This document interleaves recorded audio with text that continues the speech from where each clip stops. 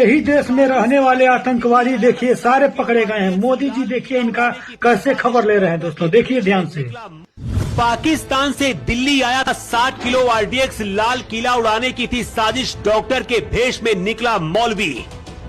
दिल्ली धमाके का ऑर्डर देने वाली महिला आतंकी को फोर्स ने घेरा, सबसे बड़ा खुलासा सुनकर मोदी भी चौंके। कौन है बुर्के वाली महिला? डॉक्टर शाहीन। मोदी के पास पहुंची सीक्रेट रिपोर्ट, मोदी का ऑर्डर मिलते ही एक्शन शुरू। भारत की खुफिया एजेंसियों को भनक लग गई थी, दुनिया के इतिहास में शायद ऐसा पहली बार हुआ है। दिल्ली धमाके में जो प्लान आतंकियों ने बनाया था उसका खुलासा होने के बाद सिर्फ भारत नहीं बल्कि अमेरिका, इजराइल जैसे देश भी चौकन्ने हो गए। लाल किले के पास जो धमाका हुआ उसमें 10 लोगों की मौत हुई, लेकिन तैयारी ऐसी थी जिसमें यह आंकड़ा 10,000 भी हो सकता था। और इस पूरे ऑपरेशन को पूरा करने के लिए बुर्का गैंग तैयार कर रही थी ये महिला।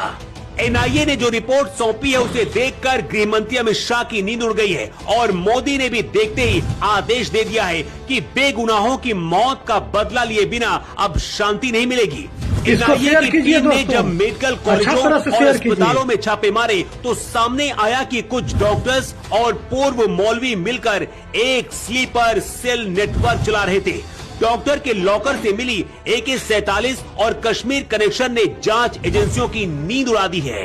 गृह मंत्री शाह के आदेश के बाद हर तह तक पहुंचने की कोशिश हो रही है और इसी बीच कश्मीर पुलिस और यूपी ATS ने लखनऊ से जिस डॉक्टर परवेज के घर रेड मारी है उसको लेकर बड़ा खुलासा हुआ है। डॉक्टर परवेज आतंकी मॉड्यूल में गिरफ्तार लखनऊ की डॉक्टर शाहीन शाहिदा का भाई है। डॉक्टर शाहीन शाहिदा को कश्मीर पुलिस ने फरीदाबाद से गिरफ्तार किया था और उसे श्रीनगर लेकर गई है। अभी तक हर किसी को लग रहा था कि महिला आतंकियों का मोहरा है, लेकिन इसके बारे में जो खुलासा हुआ है, खुफिया एजेंसियां भी हैरान है कि आखिर बुर्का वाली ये डॉक्टर इतनी ज्यादा खतरनाक कैसे हो सकती है।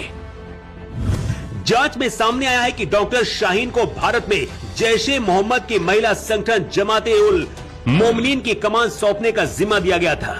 लखनऊ में जिस डॉक्टर परवेज के घर रेड पड़ी वो डॉक्टर शाहीन का ही घर था। डॉक्टर परवेज और डॉक्टर शाहीन भाई बहन।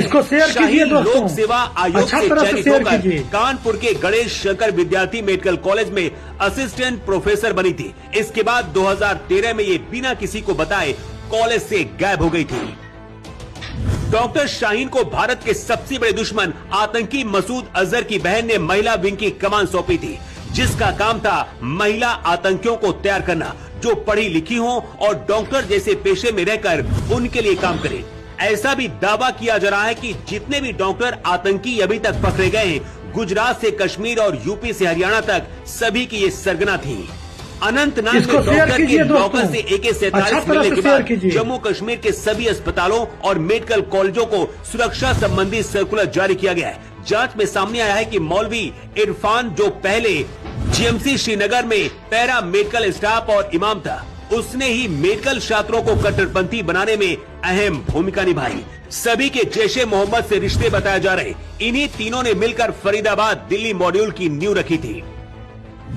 पुलवामा आतंकी हमले में आतंकियों ने 60 किलो RDX का इस्तेमाल किया था और तब भी दिल्ली धमाके की तरह कार का इस्तेमाल आतंकियों ने किया था, जिसमें 40 जवान शहीद हुए थे। इस बार 360 किलो अमोनियम नाइट्रेट आतंकियों के पास से पकड़ा गया है। ये इतना ज्यादा है कि पूरा लाल किला इससे तबाह हो सकता है। और शायद आतंकियों की ऐसी कोई बड़ी प्लानिंग थी या फिर उससे भी बड़ा कुछ करने की तैयारी थी।